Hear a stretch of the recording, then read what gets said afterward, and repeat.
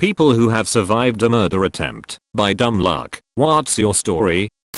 I was riding in a train across Eastern Europe. I was running low on money, and even though I had been warned that a woman should not travel alone in second class seating, I did not spring for first class. I was sitting alone in one of the compartments that seats 6. This was also a mistake and a very stupid one to sit alone.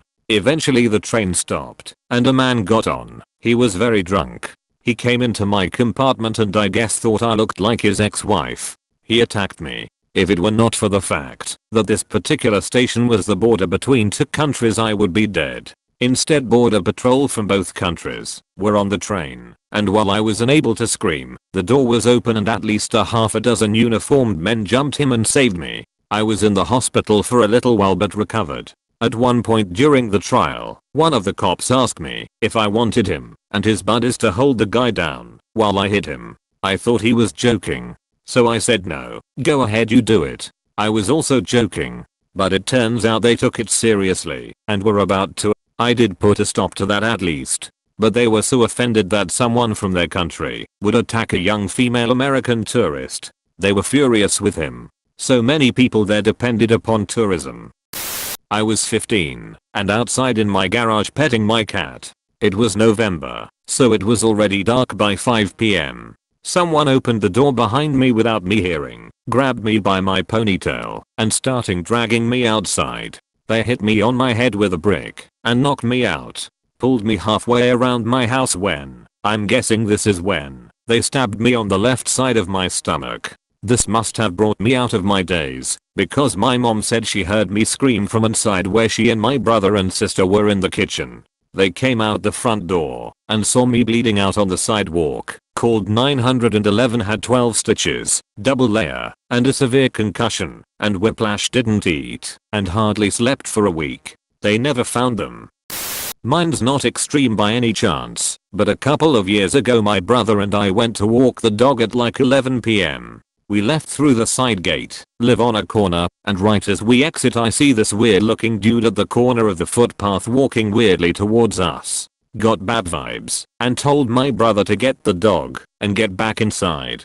This dude is walking kind of side on and hiding something in his hand behind his back. As I'm getting my brother through the gate, the dude says something like, "Oh, I'm maid, can I come in? I need a blanket, I'm freezing." I just ignored him and went inside and locked the door. We then get a call from the people who live 2 doors up. The same dude knocked on their door and their 10-year-old son opened it to see the dude holding a fucking hatchet. Anyway, I'm glad I went with my gut on that one. If you're from the area, rhyme from this will probably sound familiar. But I got absolutely blackout drunk at an end of the year / graduation party and ended up having to get taken home early. Later that night, another student at the party ended up stabbing and killing 5 people. Turns out he had mental issues, schizophrenia, and thought everyone at the party was a werewolf / vampire who threatened his life. He never went to jail, but ended up being found non-criminally responsible instead. I was exiting a bar once after last call and was with a friend who was a medic. We saw a girl laying in a snowbank near a telephone pole who had just been hit by a car. We ran over and tried to help her. Some others were already on the phone with 911 and I, not having any medical training, didn't have anything to contribute, but didn't want to just leave. The whole situation was concerning. I turn around for a second and start to hear people screaming. I turn around, a minivan was heading for us. The few people around this woman, they already started to run, but I was too late. He hit me as I was trying to flee, put the car in reverse, ran over me again, and then went forward and ran over me a 3rd time. Turns out the guy was high and drunk and got into a fight with the women's BF, whom I bared a strong resemblance to. He thought I was him. Not to throw a pity party for myself, but 9 years later I have a ton of medical issues, and my life pretty much started on a downward spiral since then. But sure, I guess I survived. Edit. For everyone wondering about the guy, an off-duty cop watched the whole thing go down and copied his license plate number. He was apprehended 20 minutes later and charged with attempted murder, along with many other things. He pled out to just 3 years in jail. He had actually killed someone else a few years before drunk driving. How they thought that was appropriate is beyond me. My supposed best friend decided that my wife and I were too perfect. Therefore it must all be an act, and I was obviously abusing her. He was at our house after I made an awesome dinner and we were having fun drinking and singing karaoke. I went to the kitchen to put some glasses away, came back and leaned on the couch with him slightly behind me to the left of me. Then I heard a thunk and felt an amazing amount of pain on the top of my head.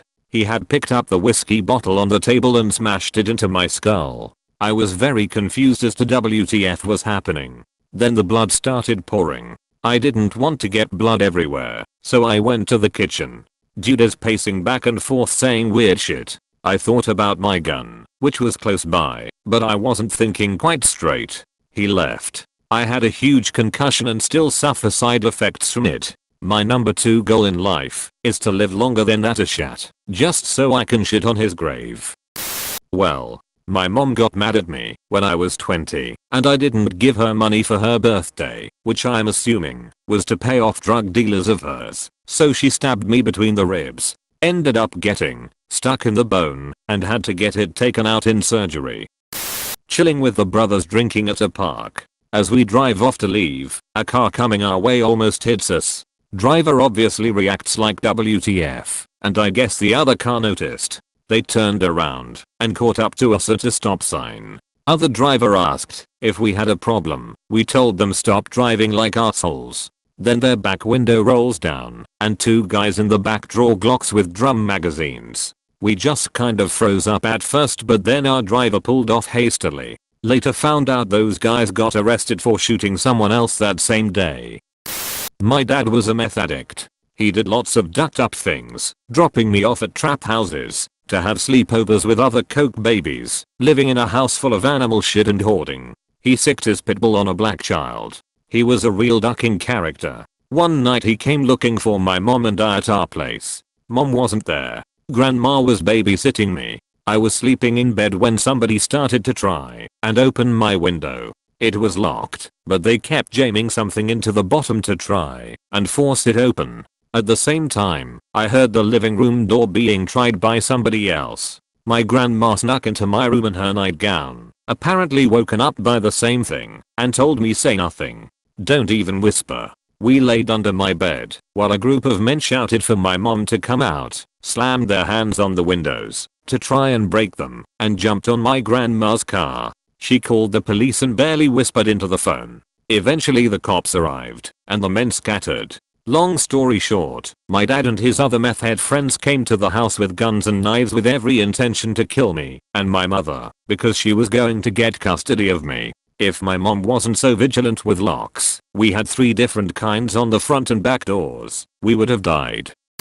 When I was 2 weeks into my first job as a 16-year-old at a smoothie establishment that should be known to NBA fans, we were robbed. It was late, and my coworker's friends had been playing pranks on her all day, so when I saw someone burst through the door, I thought it was just that. Until, that is, I had something metal pressed against my back and an arm wrapped around my chest. The robber gave the whole stereotypical give me all the money spiel and ordered us to go into the back room, kneel down, and face the wall. As I was kneeling and hearing him walking towards us, time seemed to slow down. Thankfully, I had been refilling juices whenever he came in, and so the door to the back room was partially blocked by a heavy cart. With whatever substance he was on, he wasn't coordinated enough to get past it to us, so he fled. He was followed by my coworker's husband and caught. When he was caught, they found an industrial-sized pipe wrench wrapped tightly in his fist so that he could get a stronger grip when swinging.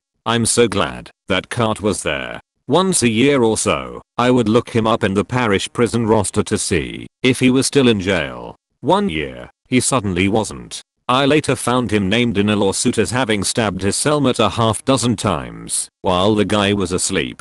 Definitely doesn't seem like the nicest of people. 9 years later, I'm still unpacking this incident in therapy. It's why I don't like walking around cities at night or sitting where I can't see the door. I got jumped by 2 grown men when I was a freshman in college. I was walking back from my friend's house and it was about 30 past midnight. One posed as a homeless man asking for $1 and the other had on a security jacket, like he worked for the university's safety patrol. When I passed the homeless guy saying I had nothing to give him, I saw the security guy walking towards me. This is when I felt a rear neck chokehold, and the security guy started wailing on me. I had my bag on me, but like I said, I literally had nothing on me.